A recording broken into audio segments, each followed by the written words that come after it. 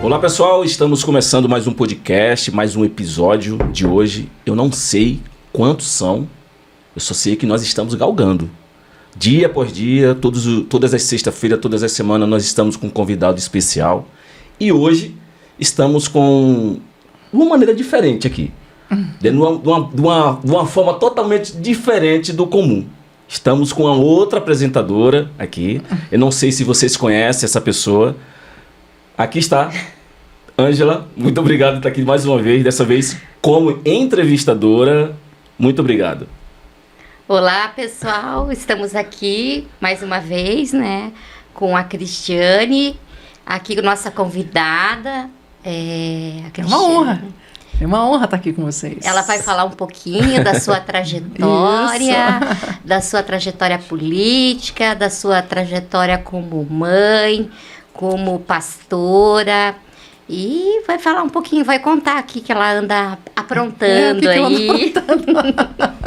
Então, pessoal, é isso. Queremos agradecer desde já você que está em casa nos assistindo. Já pedimos que compartilhe, segue a gente aí, manda para outras pessoas para estar acompanhando esse episódio que é muito especial. Então, Cris, muito obrigado por estar aqui, por aceitar o nosso convite. Seja muito bem-vinda. É uma honra. Uma honra poder nossa. estar aqui com vocês, poder falar um pouquinho da vida, né? É a vida que envolve todos nós. Sim, sim, verdade. Não tem jeito, né? Estamos passando, né, Angelita? Sim. Estamos passando e a vida é assim. Ela vai unindo, né? Deus vai unindo os propósitos. Sim, sim. E através dos propósitos une pessoas. E eu tenho uma história já bem conhecida por muitos, Antes pela Quer Dulce, né, que era a confeitaria, eu lembro que quando eu quis ajudar no orçamento doméstico, eu falei para minha mãe, preciso fazer alguma coisa. Ela falou, vai fazer um cursinho de bombom, você adora comer, né? Eu falei, é verdade. Aí fui fazer um curso de bombom de morango, comecei a vender dentro da igreja, né? A cantina da igreja foi uma bênção para mim, um aprendizado de vida. E ali cresceu tanto, porque eu tinha um público-alvo, lógico, né? Dentro da igreja. Foi maravilhoso para mim. E dali eu acabei abrindo uma loja pequena. Aquela loja pequena se tornou em mais 3, mais 4 franquias, e cresceu muito, muito, muito, muito. Com o passar do tempo, eu entendi que precisava trabalhar, estar presente. Então, a minha vida era dentro daquela confeitaria. A confeitaria era grande ali na Souza Naves. E a Quer Dulce me proporcionou muitas bênçãos, né? Lógico que tudo com o olhar do Senhor sobre a minha vida. Porque uma coisa que eu aprendi na vida é que Deus procura amigos, né? Deus não procura cantores maravilhosos, nem pregadores fantásticos. Deus procura amigos. E no céu não tem placa de igreja. Então, é importante você ter essa comunhão, essa interação com Deus, né? É um companheirismo que a gente aprende a desenvolver com Deus e aprende a ouvir Deus, porque normalmente a gente fala muito. Verdade. E quando a gente é mulher, fala mais ainda, né? E eu brinco, né, que quando Deus... Meu pai falava, né, que quando Deus criou o homem, aí, no 6º dia, daí Deus descansou, né? Aí, 7º dia, ele descansou. E depois ele criou a mulher, e nunca mais ninguém descansou, né? Porque, óbvio, né, Deus colocou, né? Deus colocou a metade do homem em nós. Sim. Né? E ainda nos acrescentou demais atributos. E é muito interessante isso, porque aí a gente vê exatamente essa questão na hora que vocês vão procurar o calção do futebol, né? Amor, cadê o calção? E tá com a gaveta aberta, né? E o calção não é a primeira peça da... É verdade. E nem vocês não conseguem observar ele ali, né? Mas é bem interessante. Mas isso é para ser uma junção de forças, né? Deus não criou o homem e a mulher para que não trabalhassem junto, era para trabalhar em conjunto. Mas aí a vida acabou me levando para um outro lado. Numa madrugada eu fui acordada e no meio de muita dor, com a notícia da morte do filho. E eu ali não sabia muito o que estava acontecendo, porque realmente parecia um pesadelo. E eu questionei Deus na seguinte forma: Senhor, meu filho está afastado da igreja há 8 anos. Eu vou conseguir revê-lo na eternidade? Essa era a minha preocupação. Não perguntei por que Deus o tinha levado, porque eu não podia nem me atrever a falar um negócio desse a um Deus que me deu o seu filho, né, e proporcionou salvação para minha casa, para os meus. Então, ali começou um calvário muito difícil para nós. Aquela madrugada, meu esposo foi chamado no IML. Eu dou graças a Deus que não deixaram ele entrar. O rapaz falou que estava muito machucado o corpo e se tivesse outra pessoa, senão ele nunca mais ia dormir na vida, né? Graças a Deus tinha o meu cunhado junto, fez o reconhecimento. Quando foi 10 horas da manhã, eu recebi um caixão caramelo. Ele tinha alças prateadas e eu chorei muito em cima daquele caixão. Com uma mãe que perdeu para sempre, não podia abri-lo porque estava lacrado, eles não deixavam eu abrir. Eu queria abrir, eu queria saber se era meu filho que estava lá dentro. Mas eles não deixavam eu abrir o caixão. Quando o caixão baixou, eu lembro de ter feito uma promessa para o filho. Eu falei, eu não vou te enterrar, filho.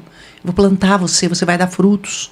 Porque a minha preocupação era acrescentar, como eu não sabia se o meu filho estaria na eternidade, eu queria acrescentar perante Deus, se é que pode, uma coisa assim, mas na minha ignorância, né, de mãe, eu queria acrescentar vidas para que, através daquela morte do meu filho, Deus pudesse olhá-lo com outros olhos, que houve um propósito para aquilo. E ali, então, começou uma luta muito grande. Eu acabei criando uma instituição. A Ângela fez parte conosco do Instituto Paz no Trânsito. Era uma bênção, uma bênção. E durante 5 anos nós trabalhamos muito, muito mesmo. Depois, um dia me ofereceram... Eu achei que deveria auxiliar com leis, porque as leis eram muito frágeis. Eu falei, não, a gente precisa mudar, porque não está dando certo só cuidar de pessoas. E ali no Instituto nós cuidávamos das famílias.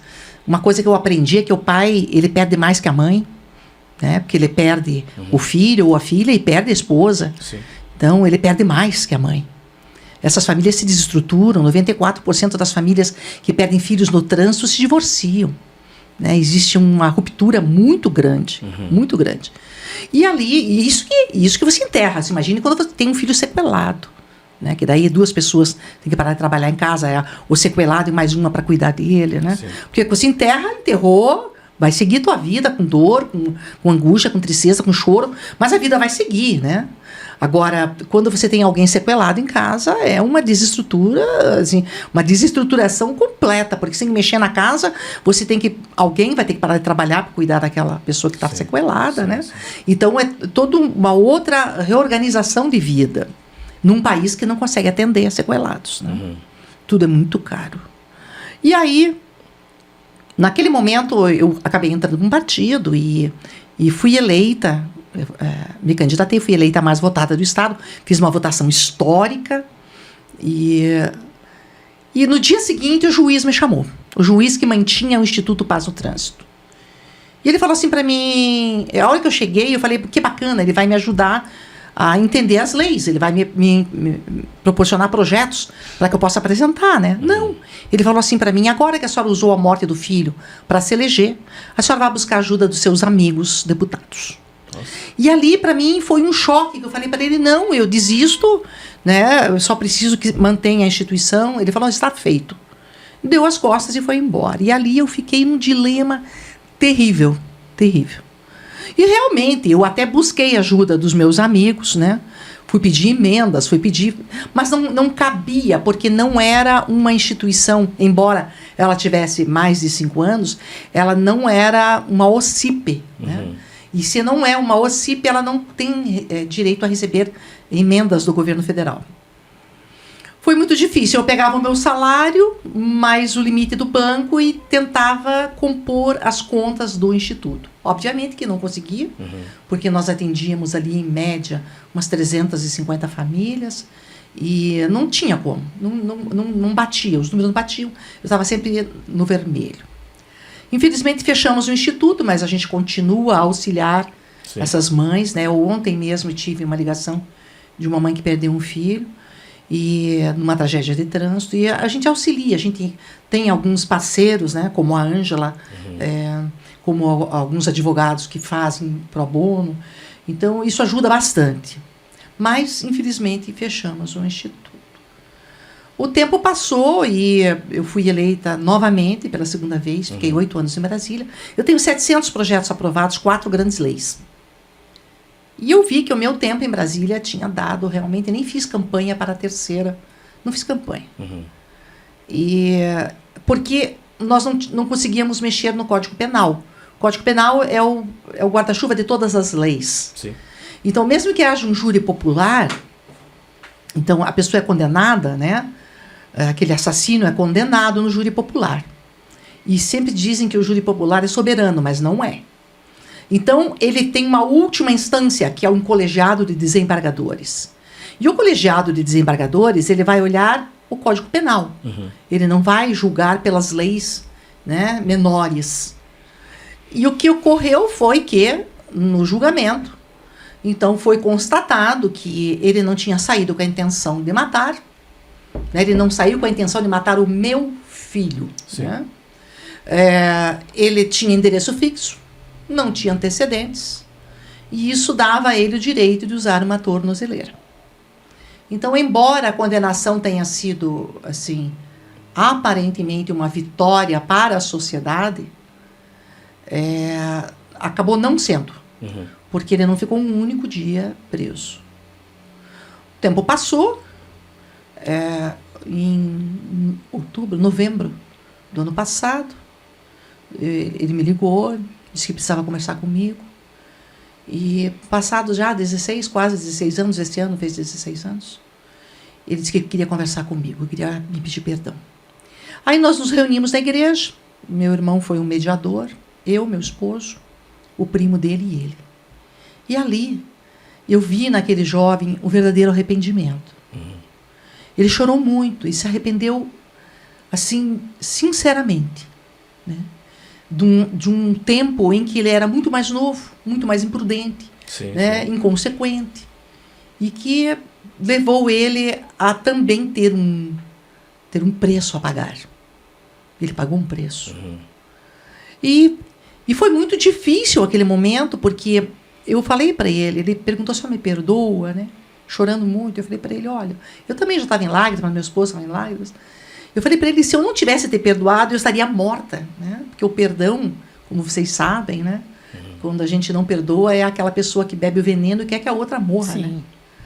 Então, se eu não tivesse perdoado, eu não teria conseguido sobreviver a todo este luto, que é um luto eterno. Não adianta dizer que, você...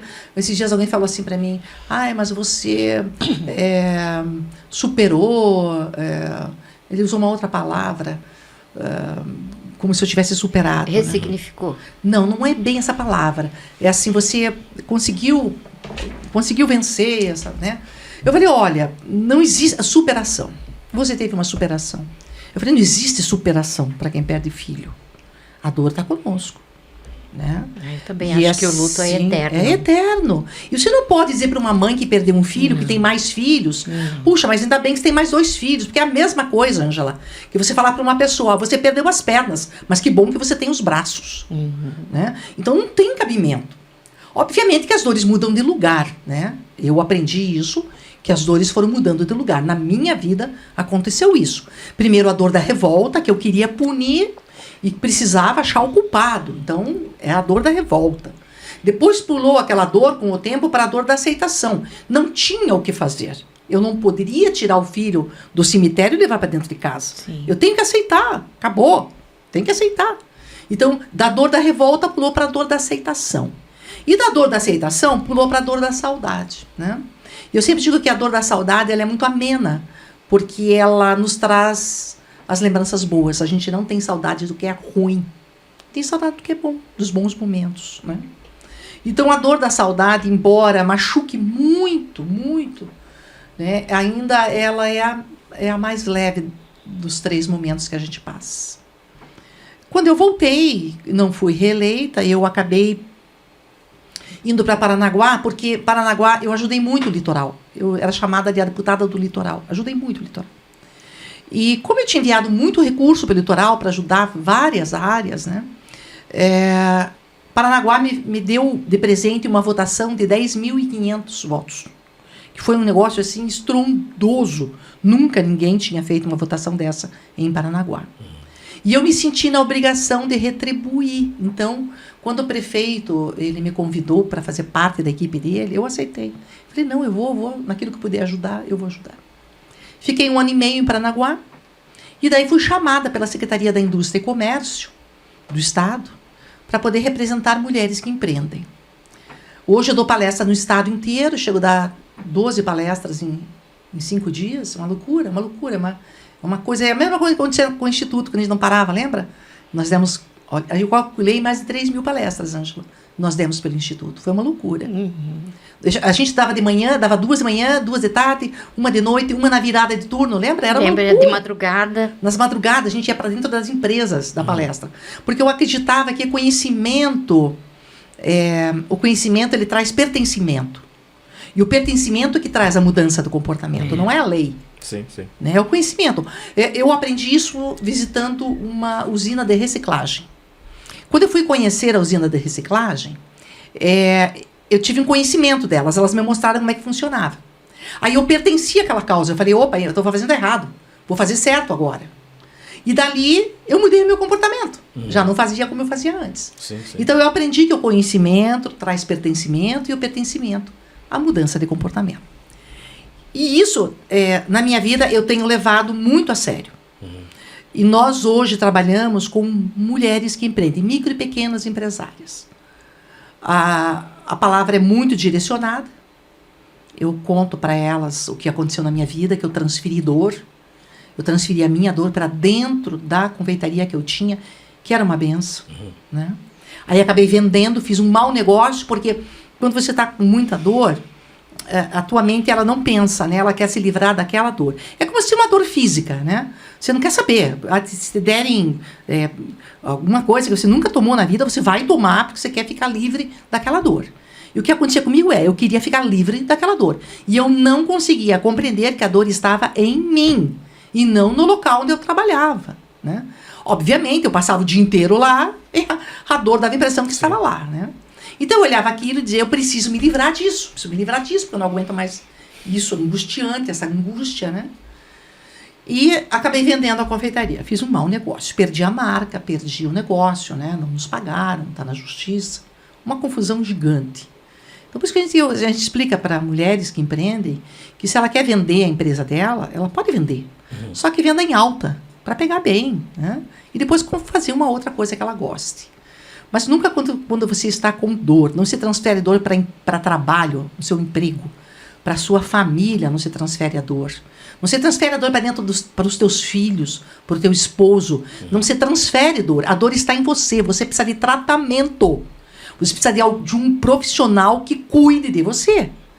Né? Porque um psicanalista, um psicólogo, um neuro é importantíssimo, porque vai cuidar de você, vai organizar os teus sentimentos. E ali você vai, então, entender que você não tem que levar a família inteira para o túmulo, porque perdeu alguém que você amava. Porque é isso que a gente faz.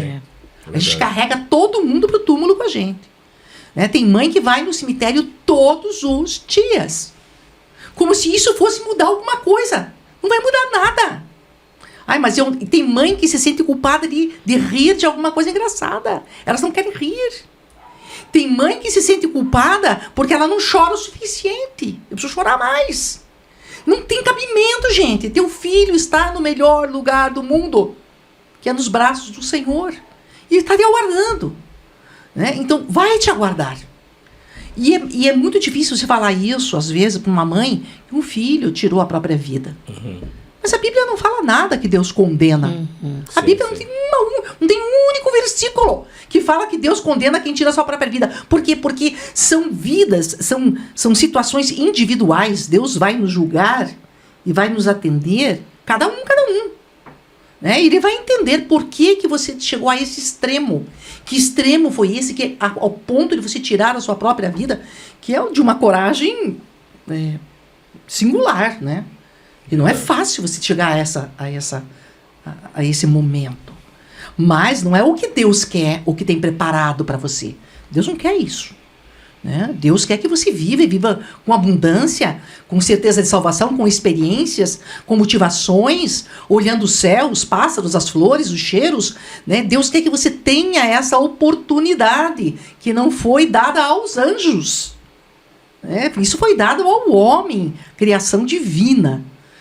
Então, com o passar do tempo, a gente começou a compreender como essas mulheres que sofrem tanto por violência doméstica, né, sofrem porque às vezes pegam o único dinheirinho que tem na poupança e investem num negócio que não dá certo. Porque ela não soube onde colocar, ela não teve um atendimento, ela não soube precificar, ela achava que empatando ela já estava ganhando, empatou, já perdeu, né? Ela não sabe agregar valor ao produto dela, então ela é mais um produto no mercado. Ela não consegue fazer uma marca decente.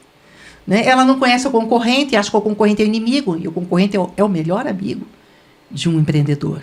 O concorrente é que te impulsiona a fazer você fazer diferente o teu produto. Né? Então, ali a gente ensina muitas coisas para elas. Que ela tem que amar o produto que ela tem. Né? E que ela tem que entender que ela tem que ser a maior fã do produto dela. Porque o restaurante onde o dono não come, não deve ser um bom restaurante. Né? Se o dono não come lá, não é? Difícil, uma coisa tem. Então, você tem que ser o seu fã, você tem que propagar. Não fica esperando cair do céu, vai fazer a diferença. Esses dias alguém falou assim pra mim. Uma menina falou assim pra mim, mas eu vendo trufas, eu fiz e não vendi nenhuma. Eu falei, o que você fez com elas? Comi. Eu falei, por que você não deu? Por que você não deu? E falou, esse é o produto que eu faço. Experimente, se você gostar. Tá aqui o meu telefone, me ligue. Porque é uma coisa óbvia. Você vai comer o lucro ainda, né? O meu pai dizia, você está comendo lucro. Né? Chegava na loja, estava comendo bolo ali. Está comendo lucro, filha? É verdade. Então, são essas situações que acontecem, né? E a gente precisa estar presente, porque a quem mais é dado, mais será cobrado. E não pense que não canso. Eu canso, que nem agora domingo, eu vou ter que pegar um ônibus, vou ter que ir até Guaíra, dá 10, 12 horas de viagem, porque eu tenho uma palestra para empreendedoras lá, né, para dar e depois voltar. Então, não é assim, que legal, que bacana, ser deputada federal, que bacana. Essa é uma vaidade tola. Tola. Porque um gestor que ama a população, que eu amo pessoas, então eu tenho uma vantagem quando Deus me fez, certamente, porque eu sou curitibana, mas certamente me fez num dia de sol. Com certeza Deus me fez. Gosta do calor? Eu gosto de conversar com pessoas. Eu vou dando bom dia, boa tarde para todo mundo, né? As pessoas até me estranham, mas eu gosto de gente, né? Então, eu vejo assim, tudo na vida tem preço, tudo. Mas também tem as suas alegrias. E qual a alegria maior de que alguém falar assim para você, olha, eu vejo você, eu tenho vergonha de chegar perto de você, mas eu vejo você entrar para almoçar ali, a minha vontade é dar um abraço. Meu Deus, que coisa mais linda um negócio disso. Eu falei, onde você está? Eu vou aí te dar um abraço. Né? Então são coisas assim que movem o coração da gente, porque movem o coração de Deus.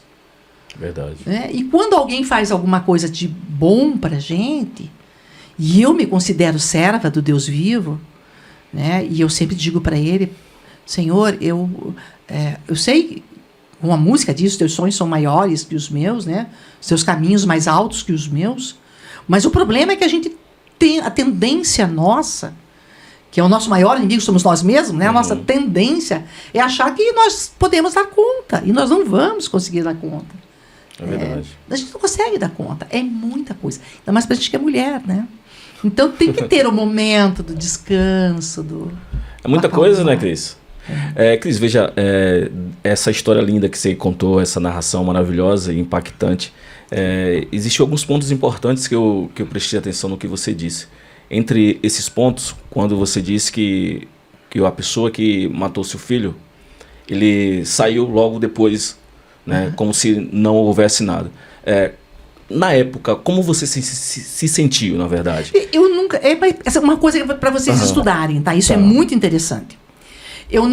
Como eu não conhecia o jovem que matou meu filho, eu não tinha nenhum sentimento desenvolvido por ele. Nada. Eu não sabia que era. Ele era um nada que apareceu do nada e levou a coisa mais importante que eu tinha. Então, eu não conseguia construir um sentimento, porque eu não tinha um parâmetro para construir. Né? Então, quando a gente não tem parâmetro para construir, você tem uma dor que ela... Primeiro, ela não consegue ser palpável, né? E você não consegue compreender o que está acontecendo. Então, esse desenvolver de querer culpar o outro, né? Eu tinha muita dificuldade, muita dificuldade. Porque eu fui ensinada, meus pais eram pastores, eu fui ensinada que a gente tem que amar o próximo. Né? Indiferente se o próximo... Né? Às vezes o próximo é mais perto, é o mais difícil de amar. Não é aquele que chega aí. O que está próximo é o mais difícil de amar. Porque daí você conhece os erros, você já construiu. Né? Você já tem uma construção daquela pessoa. Então, é muito mais fácil você desconstruí-la. Eu não conseguia construir nada com aquele menino. Porque eu não tinha nada, eu não sabia quem ele era. Eu não sabia da vida dele. Então, era muito difícil. E até eu construir alguém que... eu fui construindo com o que foi chegando. Né? As informações que foram chegando. Ele é isso. Ele é aquilo. Ele trata as pessoas desse jeito. E as pessoas vinham me trazendo, pessoas da casa dele vinham me trazendo quem ele era. Aí eu fui construindo alguém para que eu pudesse ter aquela raiva que eu queria pôr para fora, que eu precisava culpar. Né? Então isso foi muito interessante. Eu tenho às vezes umas coisas que eu fico pensando assim, acho que é Deus que vem, o Espírito Santo vem sobre mim e daí me faz entender algumas coisas, né? Dessas construções de sentimentos que podem nos levar à morte. Então quando ele não foi, quando o desembargador falou, eu já tinha uma construção. Eu já tinha construído para desconstruir. Né? Então eu já tinha desconstruído ele. Ele, para mim, não era uma pessoa boa. Para eu olhar ele e ver que ele não era uma pessoa boa, eu tive que deixar o meu lado de mãe, o meu lado aquele lado que eu lutava contra mim, que ele rapidamente ele se levanta, né? Sim. E o velho homem, né, que mesmo muito cedo eu conheci Jesus com 13 para 14 anos, mas aquele velho homem, ele também adquire as coisas. Tá lá no canto, né? Você não deixa ele se levantar. Sim. Mas ele tá lá, e ele tá aprendendo com a vida também. Né? Então não é porque você é criança que se converteu, você não tem um velho homem. Não, você tem um velho homem. Ele existe lá. Ele tá lá, e ele foi crescendo com as coisas ruins que você também foi presenciando e foi vivendo. Sim. Tá lá aquele velho homem. E você tem que controlar ele, porque senão ele te controla. Verdade. Né? E é muito duro isso. E o cristão tem essa mania. Não, eu nasci na igreja, eu não tenho um velho homem. Tem, querido. Todos Ele está lá, todos temos. Né? É aquela parte onde você não deixa o Espírito Santo mexer. Né? Porque você sabe que se ele mexer, você vai ser arrebatado. Deus vai ter uma violação. Né? Sim. E Deus permite o velho homem ficar lá para nos mostrar a nossa condição humana. Para dizer, você não é nada. Se não sou eu na tua vida, a coisa não anda. Né? Então, ele precisa estar ali. Né? Imagine a gente sem pecado, já somos insuportáveis pecando, imagine sem pecado. Ninguém segurava a gente. Às vezes é uma coisa de doido. Né? E aí, você já deusezinhos, todo mundo dando palpite na vida de todo mundo. Então, o pecado, ele é um instrumento e não devemos pecar. Não devemos, eu não estou dizendo que você deve pecar. Não devemos pecar. Lutar contra o pecado, porque o pecado está em nós. O tempo todo, nosso corpo, ele o tempo todo combate o quê? Os vírus, né? As bactérias, as alergias. E é tudo. E a vida é assim. Você vai combater o mal até o dia que você morrer. Sim. Né? E embora o corpo fale bem assim para você, ele não está mentindo, tá? O corpo não está mentindo quando o corpo diz assim pra gente: não existe vida eterna. Ele não está mentindo, porque para ele não existe mesmo. Então ele fala a verdade. Então ele te convence, porque está falando uma verdade. Aí, o Espírito vem. Calma lá, existe vida eterna. Aí você para, porque está ouvindo a voz do Espírito e sabe que é verdade. Os dois falam a verdade. Um porque sabe da verdade eterna. Sim. E outro que sabe da sua condição perecível, que não vai herdar a eternidade. Né? Então, a carne e o espírito, eles lutam o tempo todo para convencer a tua alma o que você tem que fazer, né? Aonde você tem que andar. E isso, com o tempo, cada um de nós vamos nos questionando, né? Nos questionando, porque Deus permite, porque Deus quer que você tenha experiências. Deus quer que você seja além disso que você quer. Deus quer colocar você num outro lugar, num outro patamar. E só depende de você. Só depende de você. Então o teu maior inimigo não é o teu vizinho, não é a tua sogra, não é o teu marido, não é o teu filho que atormenta a tua vida, que está nas drogas. Não é você mesmo. Eu aprendi uma oração. Senhor, muda o meu coração. Porque eu não posso orar para Deus mudar o coração do outro. Porque Ele é Deus. Ele não força ninguém, de ninguém é forçado. Mas o meu coração eu posso. Senhor, eu me disponho a mudar. Mudo o meu coração para que eu possa enxergar como é que o outro está. Sim. Aí a coisa acontece. Então, essa luta, né, conseguir, lógico, né, conseguir construir algo ruim, né, difícil, de tanta coisa ruim que me chegou, né, para depois poder dizer por que ele não está preso. Embora dentro de mim eu dizia, não vai adiantar nada ele estar preso. Mas era importante ele estar preso por causa da impunidade. Né? Da leitura que fica para uma sociedade. Pô, o cara fez isso, matou 2, estava drogado, estava bêbado, matou 2 e não vai para cadeia? Só porque é rico? Né? E não vai mesmo. Né? Então, é justamente essa questão que eu ia te fazer, essa pergunta. Dentro do contexto que houve toda essa situação, como você enxergou isso, né? De ver a pessoa saindo ali, independente de quem seja. Sim. Mas assim, o problema que isso causa, né? O impacto não só na vida das pessoas, da família que está envolvida, como também na sociedade. E isso você se sente como? Abandonado. Exatamente. A justiça não... a justiça ela é falha, né? A justiça humana ela é uma justiça... Ela é para a corte, para os amigos do rei. Sim. Ela funciona muito bem para os amigos do rei. Né? Então, para aqueles que são conchavo, a justiça funciona aquela maravilha. Agora, para aquela família que pede por justiça, cada vez que a família vem me pedir por justiça, eu falo para eles, esqueça, vai para cível, mexe no bolso, daí eu indico um bom advogado, sabe? Vai mexer no bolso, porque não vai ocorrer nada, ele não será preso. Né? E daí as pessoas se revoltam, o que isso vai fazer em Brasília? Olha, as pessoas continuam morrendo. Eu falei, ok, então se eu fosse fazer medicina, ia parar de morrer gente do mundo. Porque eu fui deputada federal, fui trabalhar com trânsito, não vai morrer mais ninguém.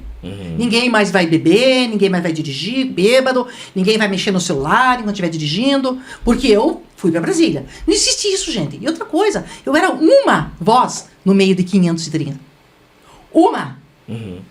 Então, assim, ninguém quer falar de trânsito em Brasília, ninguém quer falar da morte do filho de outra pessoa, não é nem do filho dele, é da morte do outro. Vou me incomodar. Entende? Vou bater na bebida, todo mundo bebe e dirige, todo mundo toma uma taça de vinho. Então ninguém quer se incomodar com essas coisas. Os deputados não querem. E sabe o que eles falavam pra mim? Isso não dá voto. Você não vai votar, isso não dá voto. Não dá voto mesmo. Porque as pessoas querem fervo. Fervo. Enquanto eu estava no fervo, eu fui eleita. Sim, né? sim. Então sim. essa é a briga. Então você acha que a justiça hoje é de preto versus brancos? Claro que eu estou usando uma metáfora para dizer que é de pobre e rico. A justiça, eu não posso dizer que ela é 100% assim. Porque nós temos bons juízes, temos bons advogados, nós temos bons desembargadores, bons procuradores. Nós temos gente boa, tem gente muito boa no Ministério Público. Temos excelentes senadores, excelentes deputados. Temos.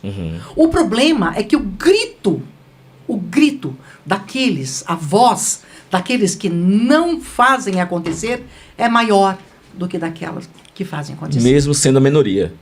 Porque é a minoria. Porque é a minoria. A minoria sempre grita mais alto, né? Não são a minoria. Na realidade, os safados sem vergonhas, os corruptos e os que batem no peito, muitas vezes se fazendo de santo, estão tão sujos quanto os outros, que estão roubando e...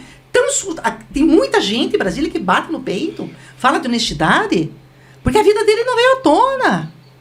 Mas a hora que vier o juízo do Senhor, balão. É complicado, né? Mas você não acha que os políticos... E o povo de Deus não enxerga, não adianta. Você não acha que os políticos representam, na verdade, o que nós somos? Né? Sim, é a resposta de um povo. Exatamente. Não é? Porque em quem você vota, né? Em quem te deu... Que comprou teu voto. Nós somos a imagem dos políticos, né? E queremos cobrar muitas vezes. E tem uns ainda que vendem o voto 3, 4 vezes. Para para um aqui, para outro. Sai dividindo, e ainda vota numa outra pessoa que ele nem dá. Porque eles é o mesmo que vai depois vai cobrar, né? E vai cobrar, meu voto, 10 meu voto. É verdade. É bem assim. É muito difícil. Só que, gente, pelo amor de Deus. E o que você... Como é que você enxerga hoje a política? Como é que você vê o cenário político hoje? Olha, eu vejo assim. Nós temos aí os famosos youtubers, né? Os famosos influencers. Sim. E que fazem e falam aquilo que todo mundo quer ouvir. O político, ele sempre vai falar o que o povo quer ouvir. Sim, sim. Né? Vai falar pro povo dele. Então, se você pega aí um influencer que tá falando pro povo dele, ele tem milhões de seguidores. Ele vai falar pro povo dele, lógico, vai falar o que eles querem ouvir. Exatamente. Entende? E assim, às vezes não tem um projeto lá dentro, porque não consegue aprovar. Né? Porque se você bater... uma coisa é você ser um político consciente, você pode até bater. Você pode bater. Mas você tem que ter respeito. Sim. Porque o respeito é a base de tudo. De tudo. Sim. Quando Jesus falou, vamos embora, porque o príncipe deste mundo está chegando e eu não tenho nada com ele. E não é que fosse um respeito de, eu tenho medo, não. Era o respeito de que é a terra dele. Sim. Então, querido, não adianta você pode morrer de falar da esquerda. Pode morrer de bater, de falar. Eles vão continuando sendo a esquerda. Continua não crescendo. Né? O que você tem que fazer? Faça a tua parte. Vai lá, lute para mudar o que você tanto prega. Entende? Você precisa lutar para fazer com que o que você fala seja colocado no papel. Sim, sim. Né? Então, eu, em Brasília, eu não era conhecida como deputada, eu era conhecida como Cristiane. Né? E todo mundo é deputado lá. Ninguém lembra nem nome das pessoas. Todo mundo é deputado. Aonde eu fosse, eu tinha um respeito. Porque, em primeiro lugar, eles não me viam como mulher, eles me viam como mãe. Sim. Né? Então, a mãe sofrida que está lutando por uma causa. Então, é diferente. Né? E eu acredito que por isso eu tive tantos projetos aprovados e andou tão bem tudo que eu fiz. Mas você acha que isso é positivo ou acaba sendo algo negativo? Tipo, as pessoas te olharem com um olhar meio que... Eu vejo assim que a gente vai... Você acha que existe mesmo isso lá, esse respeito lá de alguns deputados com as mulheres? Você acha que existe isso? Desrespeito, sim, tem muito. Muito desrespeito, muito desrespeito, né? É assim, por isso que a gente precisa de mais mulheres na política. Né? Mas você não acha também que as mulheres elas usam dessa fragilidade para talvez gritar um pouco maior, muitas, um pouco né? alto? Da mesma maneira como homens usam Sim. de força para poder impor o que eles querem. Então, assim, são dois pesos, né? E na balança colocado fica igual. Né? A mulher é mais frágil. A mulher é mais frágil. Né? Aí ela apanha. Vai embora. Saia desse relacionamento. Sim, sim. Dá um pé na bunda desse sujeito. Denuncie. Né? Mas fuja dele. Não fica perto. Né? Então, a gente tem que... nós temos que oferecer ferramentas tanto para homens quanto para mulheres. Para poderem vencer as lutas. Uma vez eu atendi uma moça, ela falou, olha, eu apanho todo dia. Ela falou bem assim para mim, eu apanho todo dia, eu tenho 3 filhos, eles também apanham, mas eu não vou largar do meu marido, eu quero um conselho seu. Eu falei, meu conselho é que você largue dele e denuncie ele, né? Ele vai te matar. Melhor caminho, né? Ele vai te matar. Não, eu não vou largar dele, porque se eu largar dele, vem outro e pega. Bem assim ela falou. Caramba. E eu fiquei olhando para aquela menina nova, bonita, Dependente emocional. completamente dependente emocionalmente do marido. E eu falei, Espírito Santo, o que eu vou falar para essa mulher? Ela falou, eu quero um conselho, porque a senhora é uma mulher que já deu conselho para muita gente que eu gostei e eu quero um conselho seu. E eu olhei naquele momento para ela e falei, olha, eu vou fazer o seguinte, quando você olhar ele da janela, que ele vem vindo, está bêbado, né, porque ele bebia, está bêbado, você rapidamente coloca o prato quente da comida na mesa, coloca as crianças para deitar e suma na frente dele. Porque ele vai chegar, ele vai comer e ele vai dormir. Agora, se você chegar e dizer onde é que você estava, com quem você estava, o que você está fazendo, por que você foi lá de novo? Chega uma hora, ele está bêbado, né? E ele já é violento de natureza. Ele vai te machucar. Então, não tem muito o que fazer. Né? Porque o certo, às vezes, para a pessoa não é certo. Ela está dependente daquela pessoa. Então, você... Uma dificuldade. É uma dificuldade muito grande, né? Muito, né? Porque tem que virar psicóloga meio ao contrário. Envolve muita coisa, envolve o contexto, Fica, né? então, né? É bem difícil não mesmo. é porque cada vida é diferente, cada um tem uma vida diferente, né? E assim, não vou largar, não vou, tem outra de olho, né? Imagina. Que tem outra, deixa pra outra. A outra que apanha, não você. Passa um presente pra outra. Não é? Mas é assim. E aí, minha querida, você? Como é que você tá? Tudo bem. Tudo bem? Trabalhando bastante, né? Como é que tá as correrias aí? Estamos nos corres. E como é que você conheceu a Cris? Litoral Curitiba. Então, eu trabalhei com a Cris, nós trabalhamos juntos no Instituto. Nós nos conhecemos há muitos anos, da igreja. Né? A Ângela já é minha irmã. E irmã de sangue, porque é o sangue de Cristo que nos une. É verdade. Né? E há muito tempo, né, Ângela? Muito Nossa, tempo. Muitos anos, né? Amizade Bota de tempo. anos. Éramos meninas. Eram meninas. Mas a Ângela é uma guerreira. Ângela é uma guerreira. gente boa. Muito. Verdade. Conta, Ângela. O que você aí, anda Ângela, aprontando? O que você anda fazendo Já na vida? contei o que eu tô aprontando. A Cris já conversou muito. E você, o que você anda fazendo da vida? Trabalhando bastante, atendendo, analisando os autistas, analisando as crianças. Tem casos assim que te surpreendem ainda? Diz assim, meu Deus, Tem. como é que pode?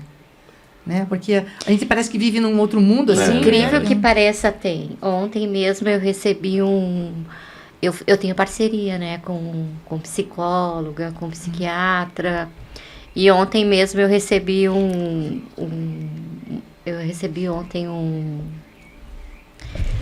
Ontem eu recebi uma devolutiva de uma das psicólogas que eu tenho parceria.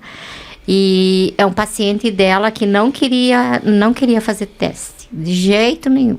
Não queria. E ele não admitia que ele era autista, nem a possibilidade de ser. E ela me mandou para o consultório, porque ela não gosta de trabalhar com autista, e daí ela manda para o meu consultório. Mas você não acha que a sociedade tem culpa nisso? Das pessoas não quererem admitir que... Por exemplo, eu acho que eu tenho traços fortes de autista. Ah, você tem. Tem? Eu acho que eu tenho.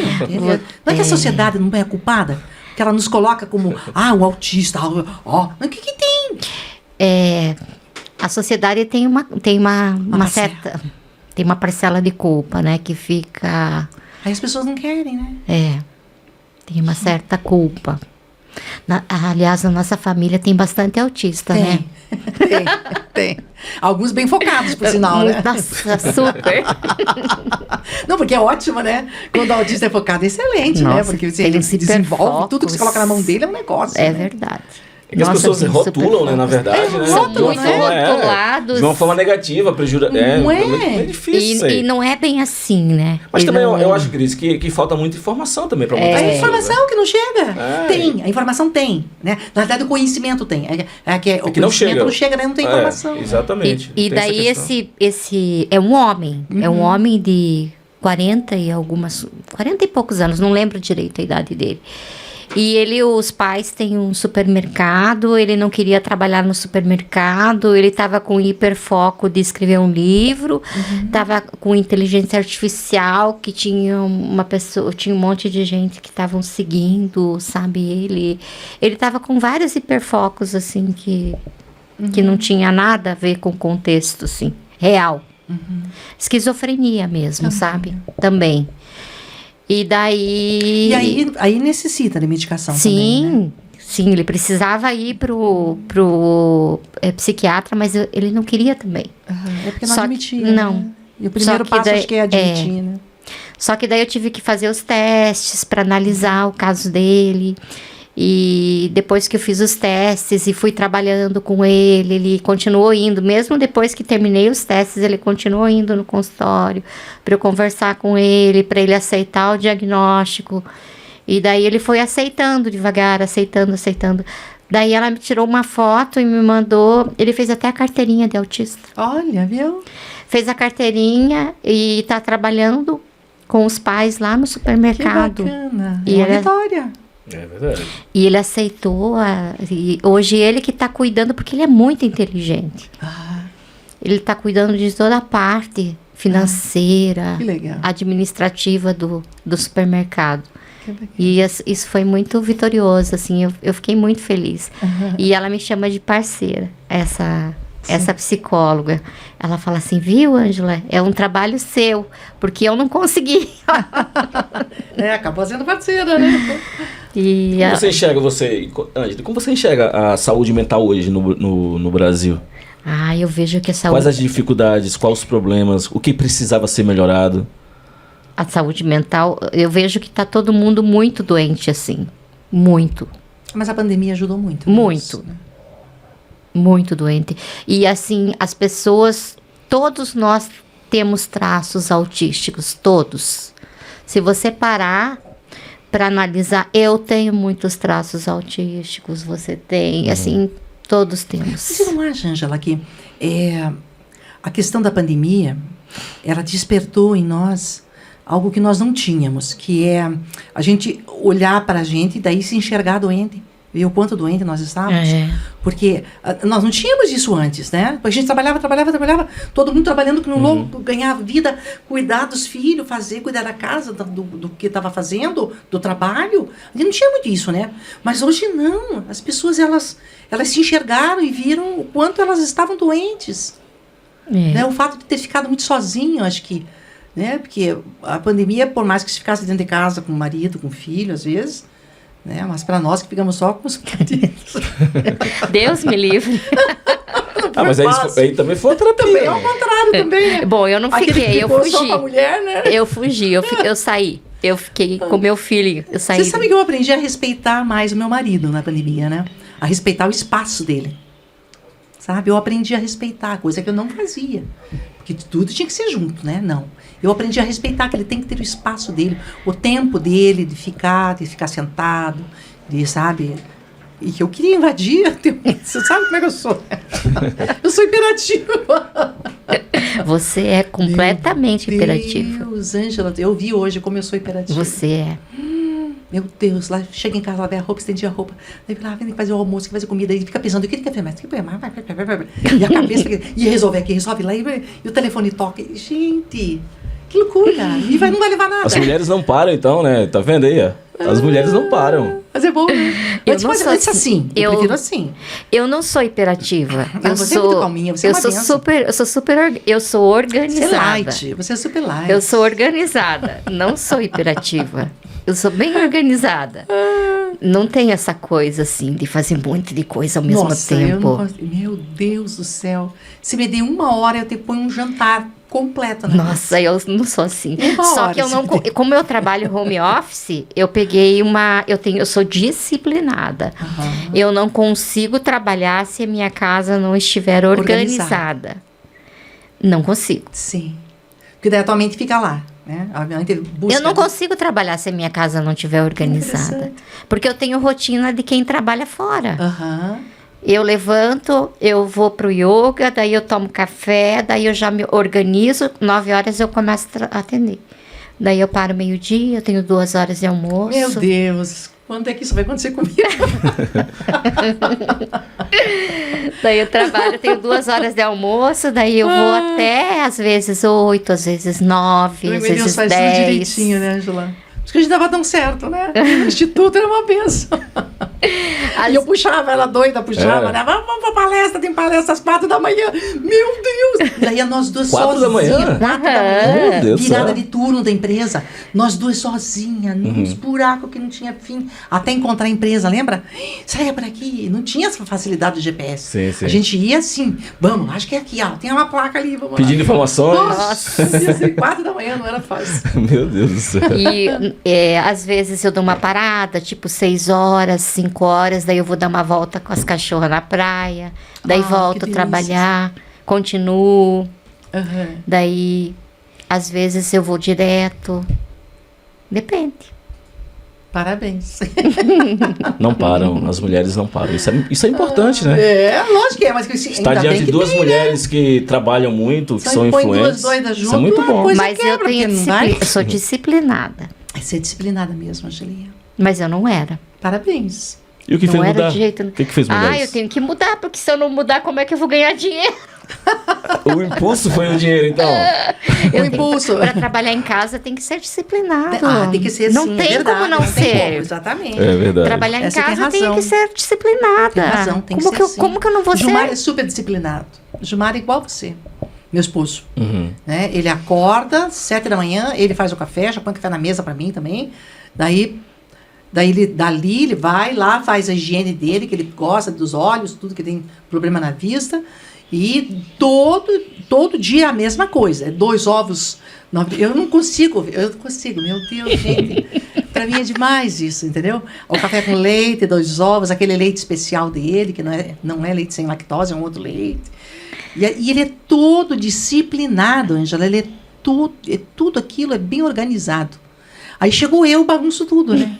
Ele fica doido. Eu sou disciplinada. Eu sou bem disciplinada. Só que eu não consigo viver sob pressão. Daí a Gabi chega em casa, assim...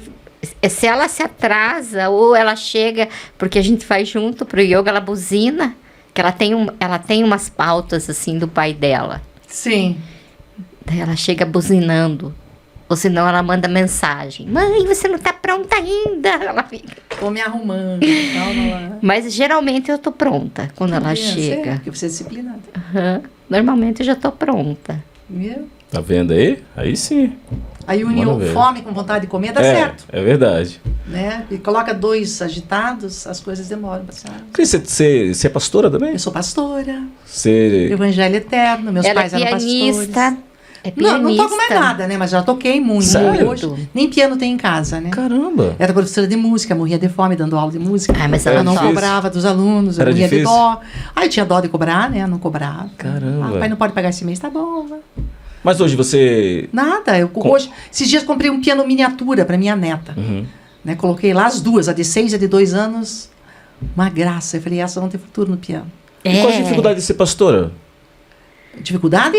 Existe algumas dificuldades? Não, eu amo ser pastora. Você... Eu prego, eu tô na igreja quando dá, Você né? dirige uma igreja? Não, eu não dirijo a igreja. Quem dirige é meu irmão. A igreja é meu irmão que dirige, né? Entendi. Ele era Não, o primogênito. Ela não toca piano, ela falou. Sim, não sim. tô tocando mais nada. Hoje em dia eu não toco. Não, Piano. porque eu pensei que ela dirigia igreja. Não, eu não dirijo igreja. Seria uma honra. Nossa, Maria. Mas não dá tempo, não é né? esse, Correria. não sei se é esse o propósito de Deus para minha vida.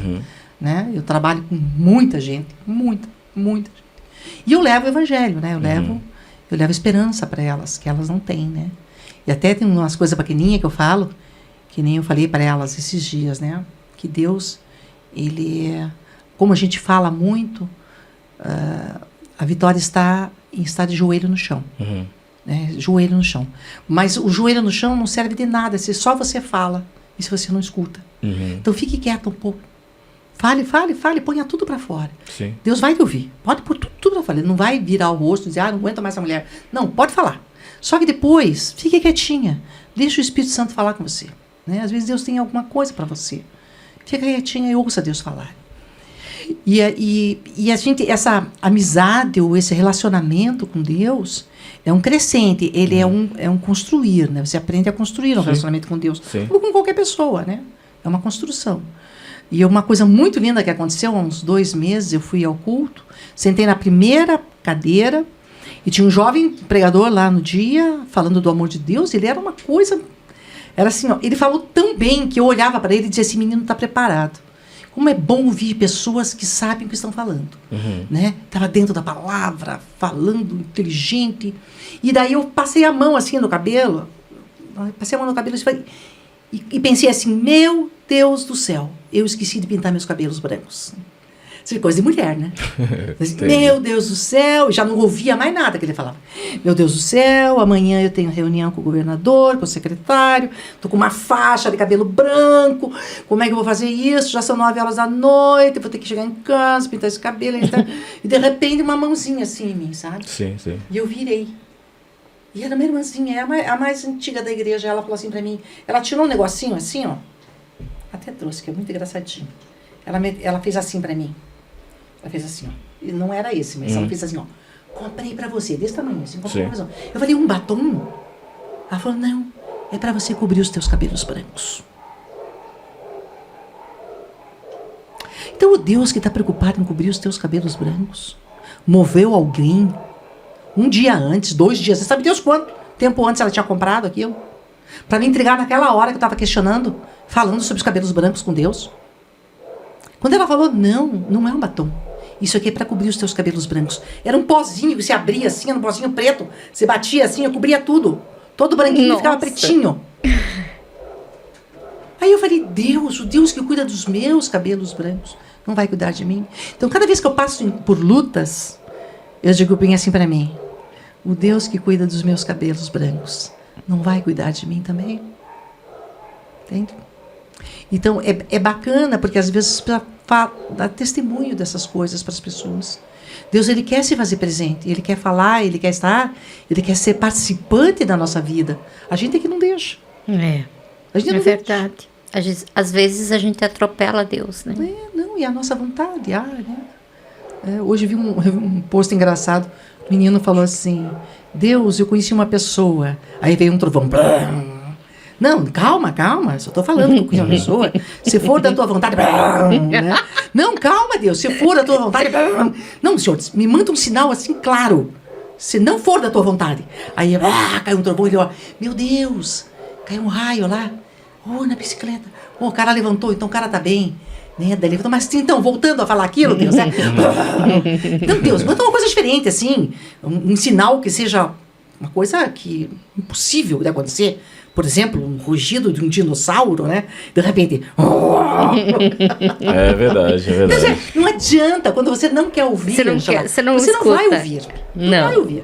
Porque você vai achar todas as desculpas do mundo para que Pra não aquilo que ouvir. você quer seja realizado. Ô Cris, e assim, dentro disso que nós estamos falando sobre igreja, ministério, pastor, uma coisa que eu gostaria de fazer uma pergunta para você, por exemplo.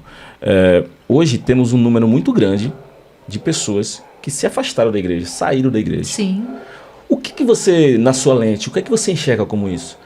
Assim, eles usam a questão de, por exemplo, chateado com a igreja, com tudo que acontece. E vamos combinar, o que está acontecendo hoje nas igrejas é algo muito, muito sério. Como você enxerga essa questão? Bíblico, né? É bíblico. Mas o problema está em quem saiu ou o problema está em quem Não, está dentro da nos igreja? dois, né? Porque quem saiu nunca se converteu. Uhum. Né? Mas Porque você não não acha é que- igreja. O problema não é igreja. É porque algumas igrejas também é muito problemática, você não acha? O problema Que da massacra as pessoa pessoas. não é estar na igreja, o problema é estar em Deus. Como a pessoa não está em Deus, até o olhar que o irmão passou e não cumprimentou porque não viu, é o suficiente para ele ir embora da igreja. Né? E o pastor que não está em Deus vai usar de redes sociais, vai cobrar por isso, porque é uma vergonha o que acontece hoje, né? Mas nós não podemos julgar, porque cada um vai ser julgado por Deus. Esse julgamento não pertence a nós. A nós pertence fazer a obra da maneira crua, como nós aprendemos. Né? Então, uma vez me falaram assim, primeiro dia que eu entrei numa igreja, eu tinha 13 para 14 anos. Uma menina sentou ao meu lado, nunca mais vou esquecer o nome dela, Guaraci. Ela sentou ao meu lado e falou bem assim para mim: nunca olhe para homens, o teu foco tem que ser Jesus. Homens erram. Aquilo para mim foi fantástico. Foi o que norteou a minha vida dentro da igreja. Porque muitos pastores erraram, mas o meu foco não era o pastor, era Jesus. Então, quando você tem o foco no alvo, né? Se você tirar os teus olhos do alvo, a flecha que é você que foi lançada, você não vai para aquele alvo, você vai para outro alvo. Né? Então, o grande problema que eu vejo hoje é que o verdadeiro evangelho, ele se desfez pelo mundo em bênção da prosperidade. Todo mundo quer ganhar dinheiro. Né? Então eu vou para a igreja porque eu preciso resolver o problema financeiro. Jesus nunca falou isso. Eu vou para a igreja e ver como estou e não vou mudar, porque Deus me ama como estou. Mentira! Você vem para a igreja e você vai ter que mudar sim, muda a tua vida. Eu não sou mais aquilo que eu era, porque Jesus agora vive em mim. Como é que Jesus vai viver em mim se eu não deixo de viver? Eu estou vivendo. Né? Então as pessoas hoje têm e Satanás fez isso muito bem feito no mundo. Né? E no meio cristão. Fez muito bem feito isso. Ele deu à igreja o desejo do coração do homem. Então a igreja aceitou aquilo sem falar de pecado, sem falar do inferno, sem falar da volta de Jesus, sem falar que precisa ter salvação, que você precisa ser redimido, que você tem que largar o teu pecado. Né? Então a igreja preferiu receber, não, deixa ele vir como ele está. E daí o que aconteceu? O mundo entrou dentro da igreja. Hoje o mundo está dentro da igreja. E aí onde eu entro. É por isso que eu vou fazer esse questionamento. Você não acha? Porque assim, eu penso assim, que essas pessoas que, algumas, não todas, né, não vamos colocar todas no mesmo patamar, mas grande parte dessas pessoas que saem da igreja, eu acredito que elas enxergam, elas estão em grande crescimento, em maturidade. E essa maturidade faz com que essas pessoas enxerguem coisas que elas não suportam mais. Pode ser, sim. Então, assim, eu vejo isso. Eu me converti ao evangelho em 99. Então, eu aprendi muita coisa, vi muita coisa. E hoje, aos 45 anos de idade, você já não tem você já tem maturidade suficiente para não ouvir, não aceitar algumas questões. Então, às vezes, é necessário que você saia assim da igreja. É a minha opinião. Que você saia da igreja, porque senão você fica preso a algo que tanto te faz mal. Se a igreja não é boa, você tem que sair Você mesmo. entende? E aí, Não fique aonde não se prega a palavra. Exatamente. Então, qual é o norte que você tem para sair da tua igreja? A palavra de Deus. Se não pregam aquilo que está escrito, pega a tua Bíblia e vai embora. Sim. Meu pai exatamente. cansou de falar isso. O dia que nós pregarmos outro evangelho, que não seja o que está aqui, pode pegar a tua Bíblia e vai embora. Meu pai falava isso. Por quê? Porque hoje os pastores não pregam mais a Bíblia. Sim. Eles pregam o que é conveniente. Um evangelho Light. relativo, né? Light. Que usa mais para atrair pessoas. Então, os e não copos tratar precisam de estar pessoas. cheios. É difícil, é muito difícil muito complicado. essas questões. É muito complicado. E julgar às vezes. E não dá pra julgar também, porque é difícil, sabe, entendeu? Cada um vai dar conta de si, né? Esses dias não sei quem que veio falar pra mim de uma pessoa. Eu falei, olha, meu amor, eu não sei. Primeiro porque eu não pago as contas dela e ela não paga as minhas. Então eu dou conta da minha vida. Já é muito, me dá uma trabalheira enorme. Miserável a trabalheira que dá pra cuidar da minha vida. Né? Porque eu sou terrível. Eu sou terrível, eu tenho que estar me controlando. Né? Então, como é que eu ainda vou querer dar conta da vida do outro que eu não conheço? Eu nem sei quem é. Né? Então, daí eu tento não julgar pastores. Assim, cada um vai saber com Deus. Mas é importante julgar. Sim, para aquele membro que mora, que está lá dentro daquela igreja, é importante. Para mim, não. Tá? Então, não julgue o que você não vive. Sim. Se você vive dentro dessa igreja, você vê as coisas erradas, você tem todo o direito de julgar. Agora, se você não vive dentro daquela igreja, não abra a boca, porque a mão do Senhor vem sobre você. Não abra a boca para falar. Tá? Não fale de pastor, não fale do padre, não fala do presbítero, não fala do diácono, não fale. Se você não está vivendo algo que você está vendo e que é real para você, não mexa. Tá? Porque Deus, Ele diz, a vingança é minha, eu estou vendo, deixa, eu estou vendo. Né? Então nós não podemos tomar o lugar de Deus. Dizer, não, eu vou falar. Né? É ruim isso. Porque a nossa tendência é querer melhorar o mundo. E a gente quer melhorar o mundo de todo mundo. Só que não funciona dessa maneira. É verdade. Cris, veja que coisa interessante. Eu vivi preso dentro da religião por muitos anos, como eu te falei. Me converti em 99. E aí a gente acaba construindo, né, algumas questões que vai nos moldando ao longo do tempo. Sim. E o que acontece? Eu percebi que eu sofria muito questões psicológicas dentro da igreja e tal. E tem mesmo. E até que eu decidi mudar a minha vida. Foi quando eu me desliguei da religião que eu pude conhecer quem realmente Deus é. Que maravilha. Olha, isso são poucos, tá? Não é para muitos também. E não é para muitos. Porque tem duas coisas que contêm massas, tá? Sim. As leis e as religiões. Então, a necessidade da religião para o ser humano, da igreja, é muito importante. Não da religião, da igreja. Sim. Tá? Porque a religião, ela é fria, né? Ela é letra, ela separa o homem de Deus. Ela não é essa, religar. Não, é papo. Sim. Entende? A religião, ela é dogmas, coloca um monte de coisa sobre as tuas costas e você tem que se virar com aquilo. Não, a Bíblia diz, Jesus falou, meu fardo é suave. Sim, o jugo é leve. Infelizmente tem pessoas que estão vivendo esse peso, né? E daí vivem esse peso. Mas daí o que acontece? Pela falta de maturidade, de não ter um convívio com o Espírito Santo de Deus.